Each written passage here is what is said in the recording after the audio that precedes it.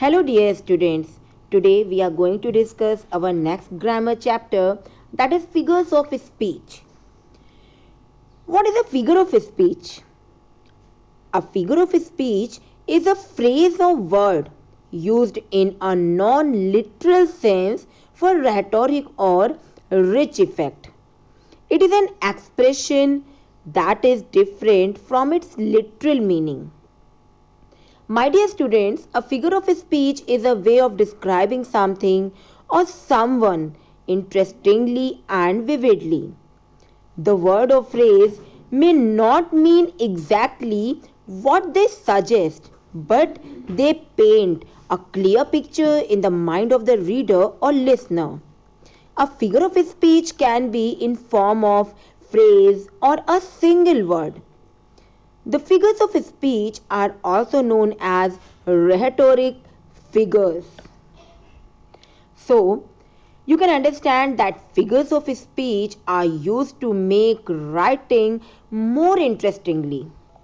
There are many types of figures of speech in the English language, but we are going to learn the most common types. So let's start with the first figure of speech, that is personification.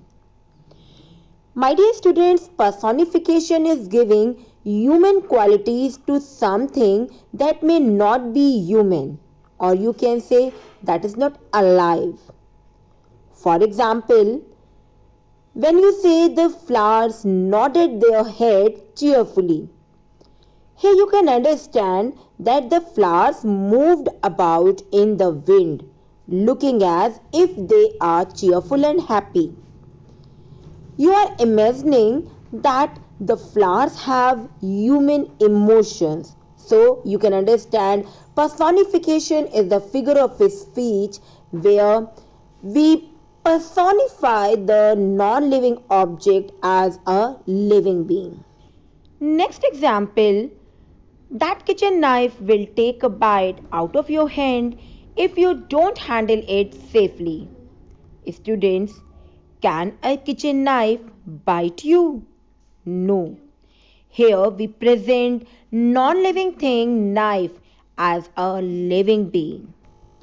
Now our next figure of speech is alliteration. So alliteration is a figure of speech in which two usually consecutive words begin with the same consonant sound but not always the same letter. The word does not always have to be right next to each other, but when you say or read them, the sound is repeated. So, what you have to focus? Sound. For example, four fabulous fish. Or you can say, go and gather the flowers on the grass. Alliteration helps us to make what we say or write more interestingly to listen to or read. Writers and poets use alliteration to make their writings memorable and fun to read. Now, come to our next figure of speech, that is simile. So, simile is a figure of speech in which two things are directly compared. We use the word like or as to make the comparison. For example, as dark as the night, as cool as the cucumber, eat like a horse, fought like cats and dogs. All these examples are the examples of simile. The beauty of a simile is that it helps us imagine clearly what the writer is trying to say. Poets and writers use similes to make their writing come alive. Now, we are going to discuss our next figure of speech, that is metaphor. My dear students, we use metaphors all the time. Suppose when you say your mummy, this house is a zoo. You doesn't mean that it is the place where animal lives. It just means that everyone in the house is as noisy as a bunch of animals would be. So, zoo is used here as metaphor for the house. My dear students, it's a great fun to use metaphors because they make what we say more colorful and people can understand what we are trying to tell them better. As life is a bed of roses. Here we directly compare life with the bed of roses. Now it's time to discuss analogy. An analogy is a way of comparison. It is when one idea, concept, or thing is compared to something else that is significantly different from the one. So, dear students, the purpose of an analogy is to better explain or expand the idea or concept by comparing it to something else that may be familiar to it and to the reader. The two things being compared may be completely dissimilar or unlike each other, which still helps the reader to understand something about their relationship. An analogy is used to make arguments, demonstrate ideas, and build connections through comparison.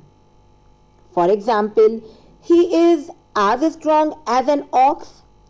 So what we find here that the man's strength is here compared to the strength of an animal, suggesting he is very strong. Now it's time to discuss synonym and antonyms. So, a synonym is a word that means exactly the same or very nearly the same as another word in the same language. For example, close is a synonym of shut. And antonyms, and antonyms are is a word that means the opposite of another word. For example, bad is an antonym of good. Now we are going to discuss affixes. An affix is added to the root of a word to change its meaning. An affix added to the front of a word is known as a prefix. One added to the back is known as a suffix. The four most common prefixes are dis, in, re, and un. And the four most common suffixes are ed, ing, ly, and es. So now you can understand an affix is a set of letters generally added to the beginning or end of a root word to modify its meaning. The root is the portion of the word that remains when all prefixes and suffixes have been removed. Typically, they can stand alone. For example, untouchable. Here, when we remove prefix and suffix, the root word touch is remained. Another example, unacceptable. Here you can see that we use prefix un and suffix able. And when we will remove prefix and suffix, we will get our root word accept. Now, the next literary device is irony.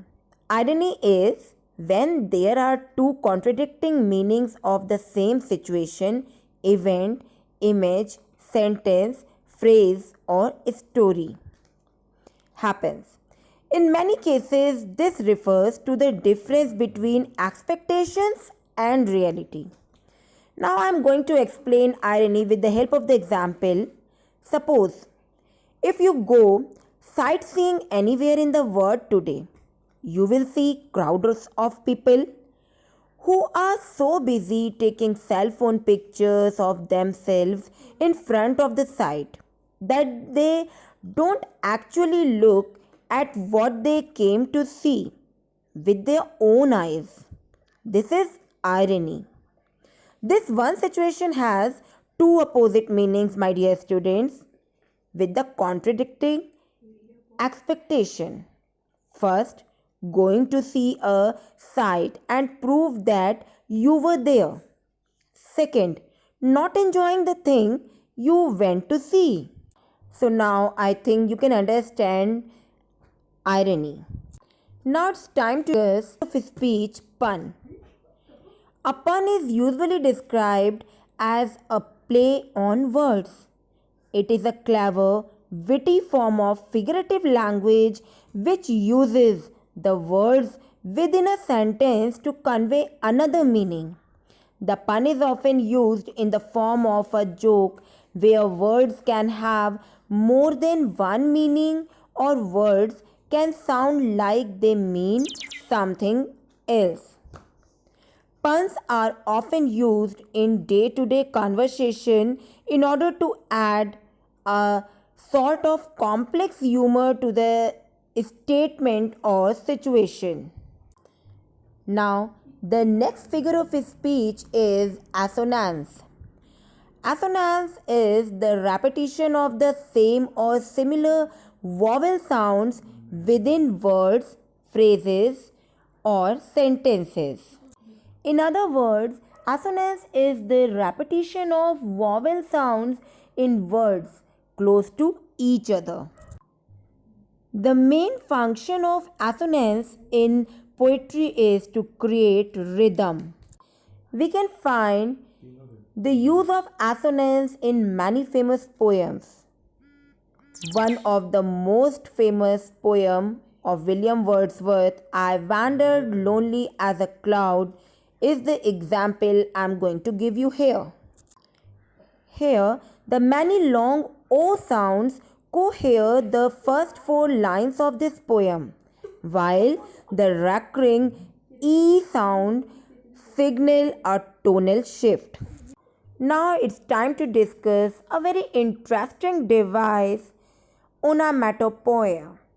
Onomatopoeia is a figure of speech in which words evoke the actual sound of the thing they refer to or describe. The boom of a firework exploding, the tick tock of a clock, and the ding dong of a doorbell are all the examples of onomatopoeia. Onomatopoeia is one way a poet can create sounds in a poem. It is a word that actually looks like the sound it makes, and we can almost hear those sounds as we read, as slam, splash, babble, gurgle, mumble, and so on.